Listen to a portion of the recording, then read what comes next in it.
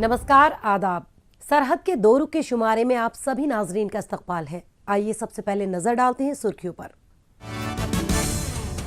गिलगित बल्तिस्तान में इंतखाबात के बाद जारी है सियासी घमासान। नाम निहाद आजाद कश्मीर में बेबस और बेसहारा हैं माजूर अफराद। और माजूरों के लिए श्रीनगर में खास साइकिल एक्सपीडिशन की शुरुआत। गिलगित बल्तिस्तान इंतखाबात के नतीजों का ऐलान हो चुका है।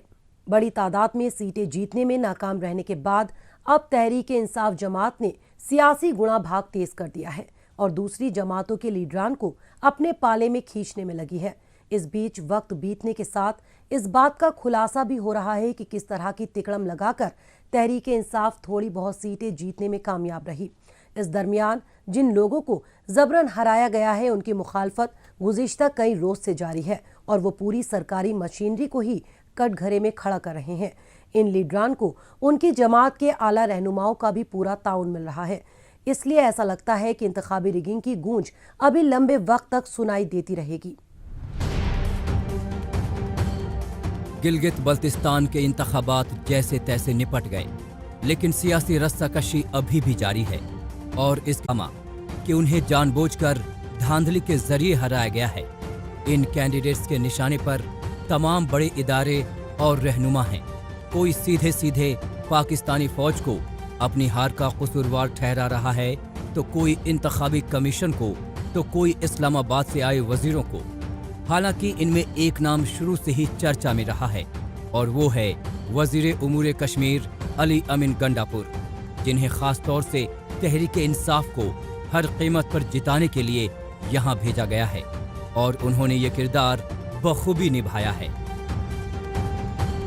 जीती हुई सीट को गंडापुर और गवर्नर गिलगित बल्तिस्तान जो है ना अवामी मैंडेट को जो है ना अपने गवर्नमेंट की ताकत के बलबूते पर हमें हराना चाहते हैं और यही सेम मेरे साथ भी हुआ था।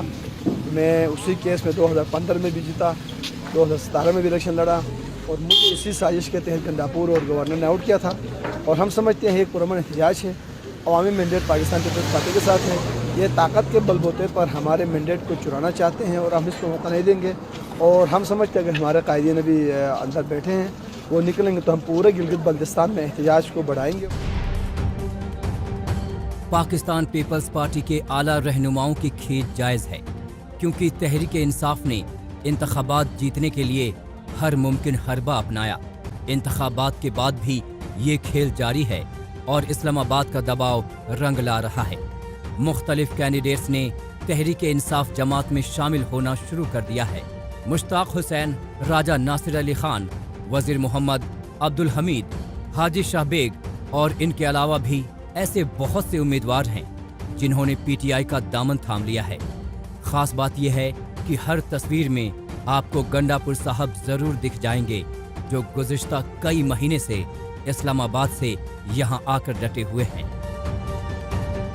पार्टी का ये जो सीट है, ये पाकिस्तान में एक ऐसा सीट है जिसको हमने जीता है, 30 सालों से जीता है और आज हमें रात को हम 650 वोटों से जीतते हैं और सुबह हमें 2 वोटों से हराया जाता है। ये नामंजूर है गिलगित बल्तिस्तान के आवाम को। इंशाअल्लाह अपना हम इस हकीमियत के दरवाजे से अपना हक लेके जाएंगे। गंडापुर के बाद सबसे ज्यादा सवाल इंतखाबी कमीशन के किरदार को लेकर उठ रहा है। जनता के वोट पर जिस तरह से डाका डाला गया, जायज वोटों को नाजायज ठहराया गया, हर तरह से अहल उम्मीदवारों के जिस तरह से चुनावी पर्चे रद्द किए गए, मनपसंद तरीके से इंतखाबी सिंबल तकसीम किए गए, उससे उंगलियां तो उठेंगी ही। इसके अलावा जब वोटिंग का ऑफिशियल टाइम खत्म हो गया तो बंद दरवाजों के पीछे तहरीक-ए-इंसाफ के फेवर में सभी हलकों में वोट डाले गए। सिर्फ यही नहीं, बल्कि बहुत से खवातीन को तो वोट डालने ही नहीं दिया गया, खास तौर से वो खवातीन जो पाकिस्तान पीपल्स पार्टी की सपोर्टर मानी जाती थी। हम समझते हैं कि औरतों को डिसफ्रैंचाइज किया गया है, औरतों को वोट डालने की इजाजत नहीं दी गई थी। इलेक्शन कमीशन ने हमारा कैंडिडेट सादिया दानिश साहिबा को वो फैसिलिटीज नहीं दी कि वो खुद वहां जाके अपनी कैंपेन चला सके। वो यहाँ तक कि अपनी फाइल्स, अपना नॉमिनेशन पेपर्स को भी फाइल करने की इजाजत नहीं मिली कि वो उस इलाके में जाके फाइल करें। ये हमारे अपने कंप्लेंट्स होंगे। हम अपने कैंडिडेट्स के खिलाफ जो हुआ वो तो हुआ, लेकिन वहां के अवाम को आप डिप्राइव नहीं कर सकते, वहां की औरतें को आप डिप्राइव नहीं कर सकते हैं। सभी तरह के दांव पेच खेलने के बावजूद अभी तक तहरीक इंसाफ जमात ने सरकार बनाने के लिए अपना दावा पेश नहीं किया है, क्योंकि पार्टी के लोगों में आपस से सिर्फ फुटअव्वल शुरू हो गया है। तमाम सीनियर लीडर वजीर आला की कुर्सी पर अपना दावा ठहरा रहे हैं। इस दरमियान वज़रा का ओहदा पाने के लिए भी मारामारी शुरू हो गई है। जितने भी उम्मीदवारों ने इस्लामाबाद के कहने पर इमरान खान की जमात का साथ देने का फैसला किया है, अब वो इसकी पूरी कीमत वसूलना चाहते हैं। इस दरमियान बहुत सी जगहों पर रीपोलिंग की मांग अभी तक ठंडी नहीं हुई है, क्योंकि बहुत से कैंडिडेट्स इतनी जल्दी हार मानने के लिए तैयार नहीं हैं। बहुत अफसोस से कहना पड़ता है कि हमारे मुल्क के अंदर इंसाफ को जो है ना, या तो खरीदने की कोशिश की जाती है, ना हो तो फिर उसे छीनने की कोशिश की जाती है।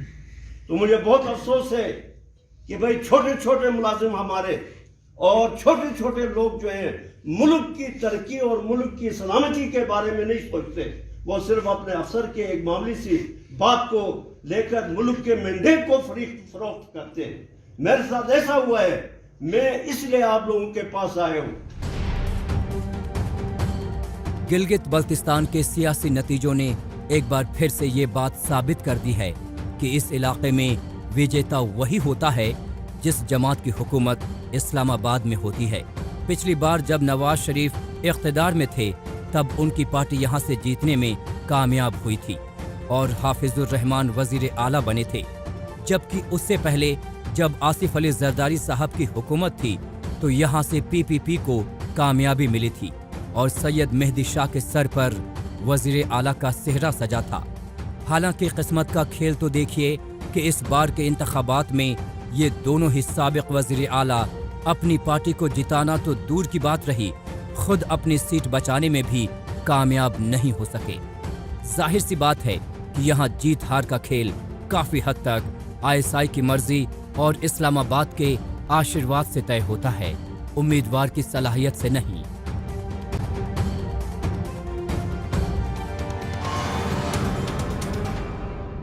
गिलगित बल्तिस्तान में इंतखाबी धांधली की वजह से पूरे खित्ते में मायूसी का माहौल है। खासतौर से नौजवान सबसे ज्यादा निराश है।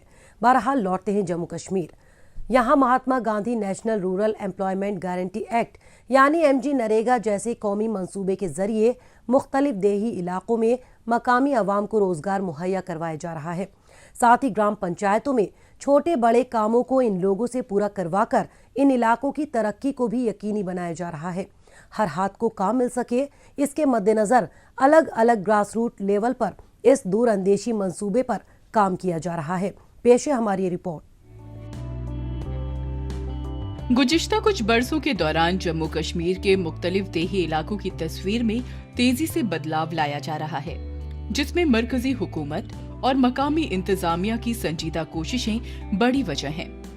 इनके मुश्तरका ताउन से ही देही इलाकों में रह रहे लोगों की जरूरतों के मुताबिक तरक्कियाती और तामीराती कामों को मुकम्मल किया जा रहा है, जिसकी मिसाल जिला उधमपुर के कैम्बल डंगा इलाके में भी दिखाई दे रही है, जहां हालिया दिनों एमजी नरेगा यानी Mahatma Gandhi National Rural Employment Guarantee मंसूबे के तहत मकामी लोग इरिगेशन कैनाल और प्रोटेक्शन वॉल के तामीराती कामों को मिलकर पूरा कर रहे हैं। हमारा जो मनरेगा के काम चल रहे हैं लगातार ही चल रहे हैं। जो गांव में छोटे छोटे फुटपाथ होते हैं या जो भी है उनमें पक्के कच्चे डंगे चढ़ा रहे हैं। मैं गवर्नमेंट ऑफ इंडिया का धन्यवाद करता हूं कि उन्होंने लॉकडाउन में भी हमारे लोगों को दिया, एम्प्लॉयमेंट दी, जो कि बाहर काम करते थे और लॉकडाउन में घर आ गए। उन्हें कोई परेशानी नहीं हुई। हमारे यही गवर्नमेंट इंडिया के काम करते रहे। मुख्तलिफ देही इलाकों में बेशतर लोग काश्तकारी के बाद अपने खाली बचे वक्त में आमदनी के दूसरे जराये की तलाश में बाहर निकल जाया करते थे, लेकिन एमजी नरेगा मंसूबे के कयामे अमल में आने के बाद अब इन्हें यही रोजगार के मौके फराहम हो रहे हैं। 100 दिनों तक रोजगार की गारंटी वाले इस मंसूबे के तहत यहाँ का तामीरी काम मकामी लोग ही मिलकर पूरा कर रहे हैं। ग्राम पंचायत की बेहतरी के लिए इंतजामिया की जानिब से चलाए जा रहे इस तरह के तामीरी कामों से यहाँ के लोग काफी खुश हैं। अभी मनरेगा के थ्रू हमारे इधर काम चल रहे हैं, तो पहले कटरा में ही करते थे।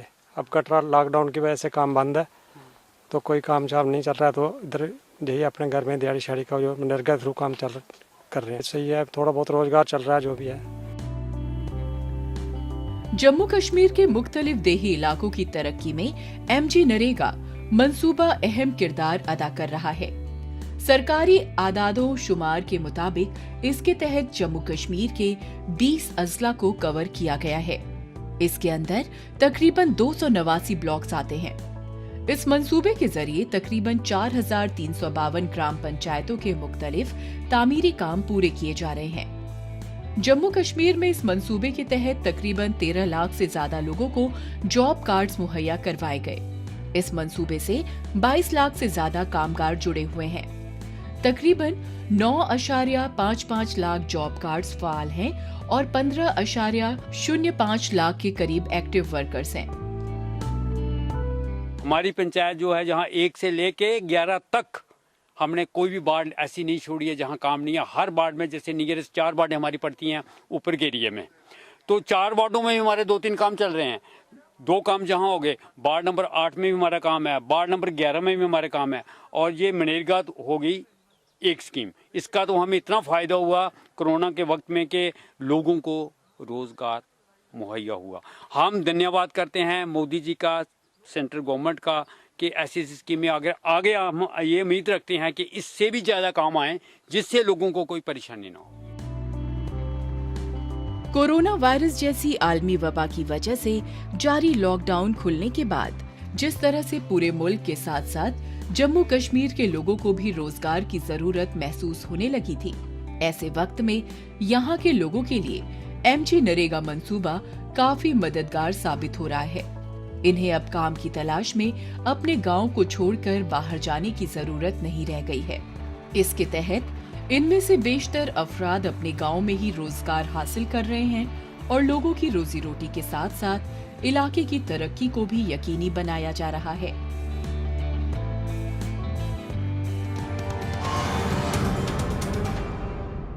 मौजूदा दौर सोशल मीडिया का दौर है। आजकल खबरों को जानने, अपनी राय रखने और खबरों के तबादला ख्याल में ट्विटर का खूब इस्तेमाल हो रहा है। तो आइए एक नजर डालते हैं कुछ अहम ट्वीट्स पर।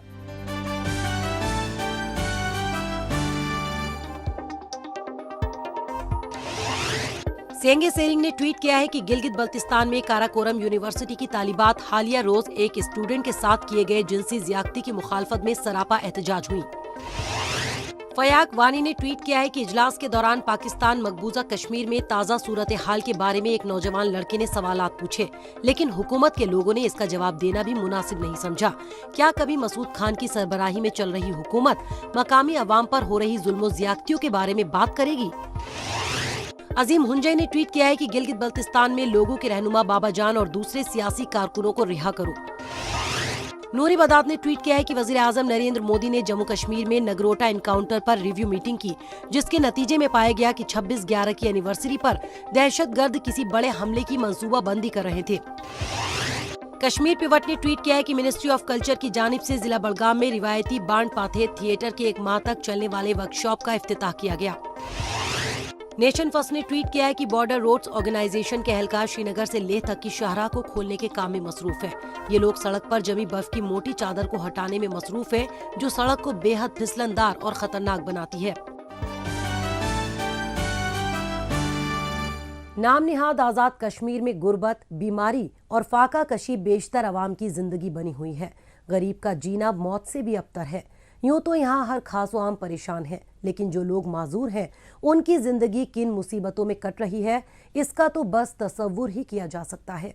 नाम निहाद आज़ाद कश्मीर में जहाँ बेशुमार ऐसे माजूर और बेबस अफराद हैं जिनका कोई नहीं है, वहीं कई ऐसे भी हैं जो कि अपने कुनबे के माजूरों को सहारा भी नहीं दे सकते, क्योंकि या तो वो खुद ही माजूर हैं या फिर उनके पास इतना पैसा ही नहीं है कि वो उनके लिए दवाइयाँ या फिर व्हील चेयर वगैरह खरीद सके। ऐसे लोगों को सहारा देना या फिर उनकी मदद करने के लिए मकामी हुकूमत भी आगे नहीं आ रही है। और रही बात इस्लामाबाद की, तो उससे किसी इमदाद की उम्मीद करना ही बेमानी है। कौन बने किसका सहारा? कोई हाथ से माजूर है तो कोई पैर से, तो किसी की आंखों से रोशनी ही नदारद है। नाम निहाद आज़ाद कश्मीर के भिंबर में मकसूद और उनकी बेवा बहन के कुनबे में बच्चों समेत 10 अफराद माजूर हैं।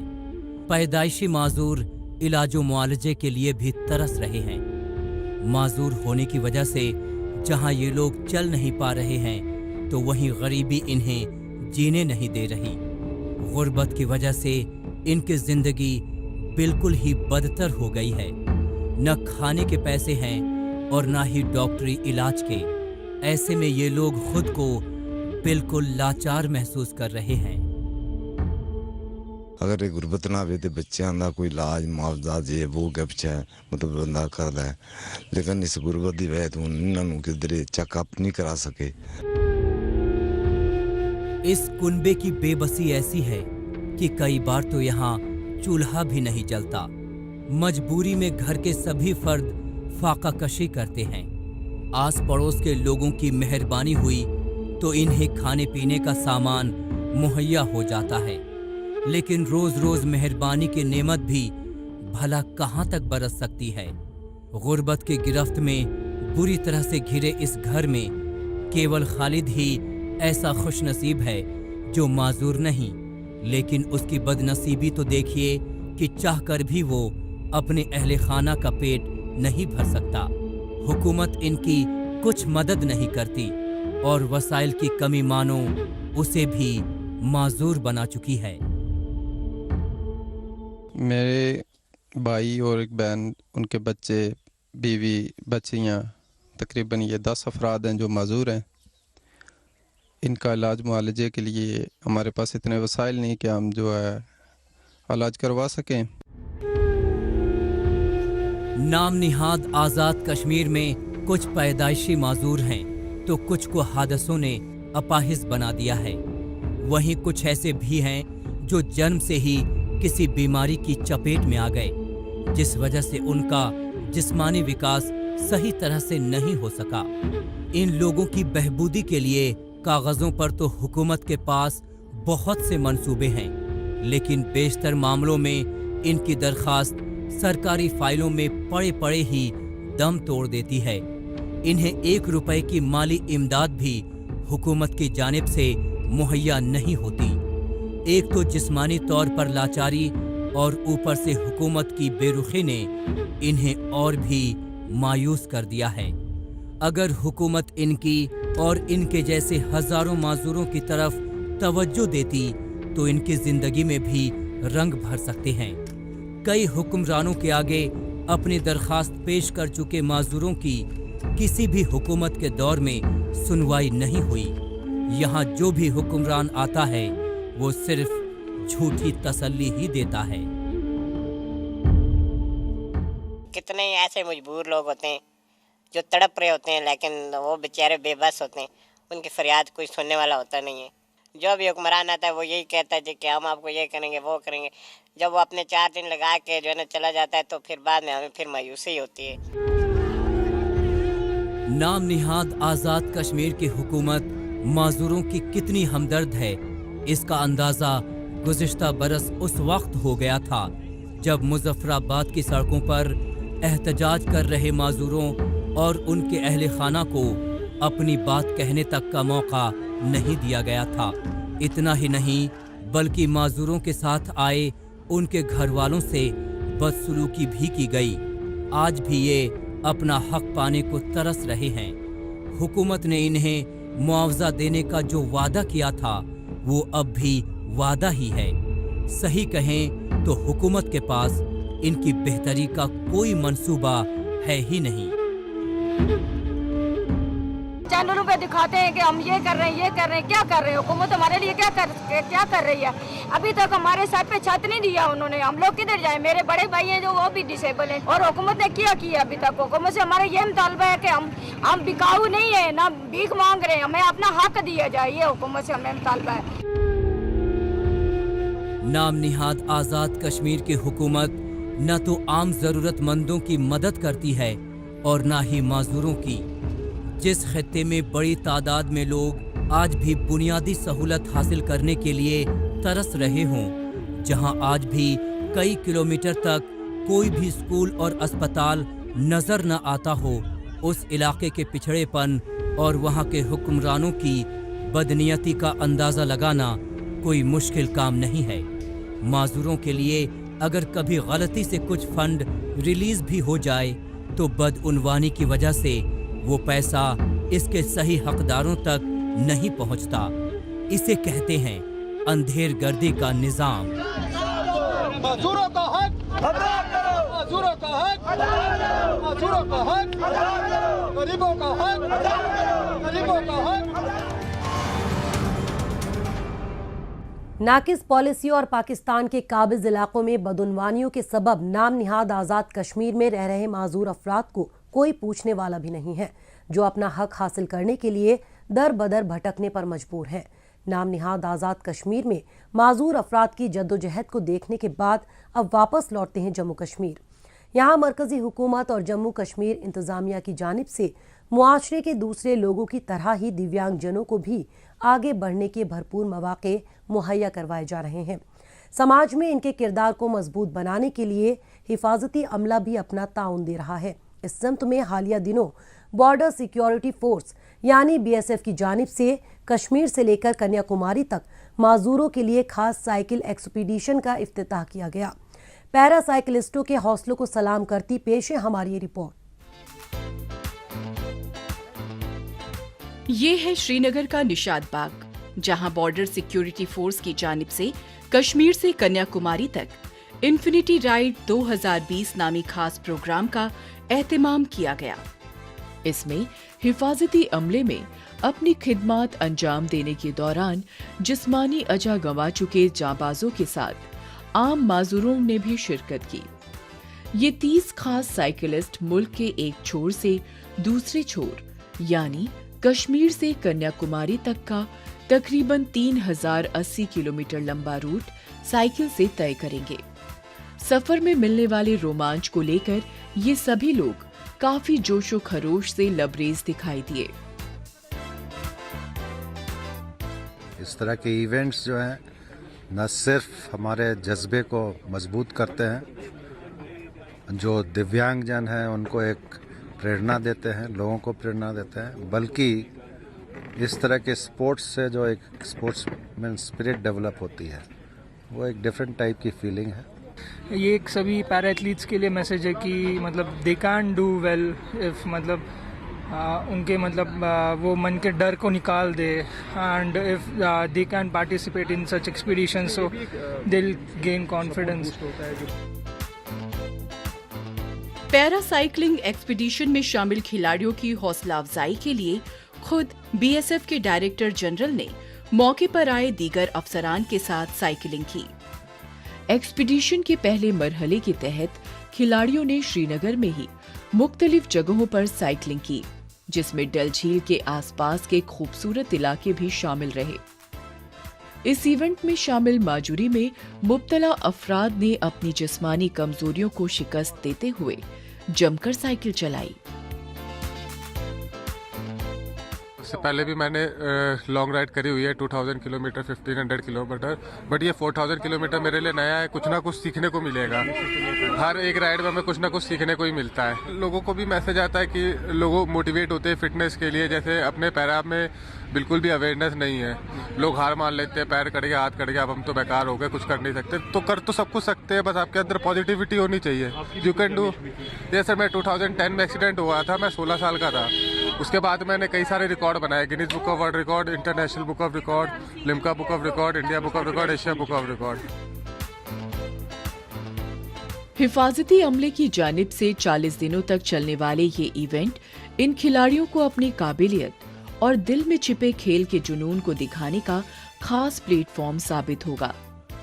जिस्मानी कमजोरियों के बावजूद अपने अंदर दबे हुए पैशन, ज़हनी कुव्वत और खुद एहतिमादी को साबित करने का इससे बेहतर मौका भला और क्या हो सकता था। यही वजह रही कि इस खास प्रोग्राम में ये सभी साइकिलिस्ट पुरजोश अंदाज में नजर आए। ये 2013 में मैंने अकेले किया था और तभी भी बीएसएफ साथ थी। मैं एक ही पैरा साइकिलिस्ट था इंडिया में और मैं डबल सिल्वर मेडलिस्ट हूँ। एशियन साइकिलिंग चैम्पियनशिप 2013 में पहला मेडलिस्ट हूँ। तो ये एक ही विजन से चालू किया था हम लोगों ने कि और लोगों को पहुँच सके। ये राइड जो है north India to south India main ride है जो बीएसएफ ने खाली 2013 से सपोर्ट दिया है और आज तक दे रहा है हमारे विजन पे कि हम लोग चिल्ड्रन विद डिसेबिलिटी स्कूल को अडॉप्ट करें फॉर स्पोर्ट्स। जो एकेडमिक्स में अच्छे नहीं होते हैं वो लोगों की लाइफ क्या होती है कि पहले बात मेरे पास ऐसी डिफॉर्मिटी है बॉडी में, उसके बाद कोई हमारे को सपोर्ट नहीं देता है। तो हम लोग यही मेन मोटो है बीएसएफ के साथ और बी आर्ट लेके हम लोग चल रहे हैं कि her children with disability school को पहुँच सके और उनको अडॉप्ट करें। मुआशरे में ज़हनी और जिस्मानी तौर पर कमजोर लोगों में खुद एतमाद बढ़ाने और इनके हौसले को मजबूत बनाने के लिए वक्तन फवक्तन मरकजी हुकूमत और जम्मू कश्मीर इंतजामिया की जानिब से मुख्तलिफ इक़दामात किए जाते रहे हैं। जहां एक तरफ अलग अलग मेडिकल कैंपों के जरिए इनकी ज़रूरतों के मुताबिक तिब्बी खिदमात और मसनूई अज़ा फराहम करवाए जाते हैं, वहीं दूसरी जानिब इन्हें फिजिकली फिट रखने के लिहाज से क्रिकेट और साइकिलिंग जैसे मुनाकिदा स्पोर्ट्स इवेंट्स भी काफी अहमियत रखते हैं और वक्तन फवक्तन इन टूर्नामेंट्स का इनेकाद भी होता है।